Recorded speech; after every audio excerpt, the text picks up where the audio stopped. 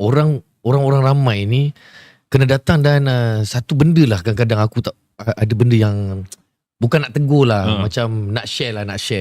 Silakan. Kadang-kadang orang bila dia tengok komedi, dia punya komen tu dia kata apalah benda ni tak bermanfaat. Benda ni dia macam ni tau. Komedi bila kita tengok, kita kena set mind kita yang kita tengah tengok komedi. Jadi baru kita boleh terima yang orang tu sedang melakonkan komedi. Betul.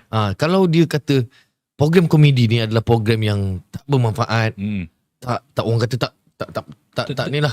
Tapi aku tak faham kenapa dia kata tak bermanfaat, sedangkan dalam kehidupan kita tak semesti kena ada satu rencah je.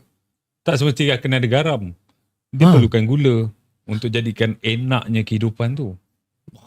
Betul lah. Betul. Kalau kau kata komedi tak bermanfaat, maksud apa yang tak bermanfaat? Sebab bila dia tengok bersama-sama tu, dia kata apa benda dah tak bermanfaat. Sedangkan ada program-program yang bermanfaat. Contoh program ustaz.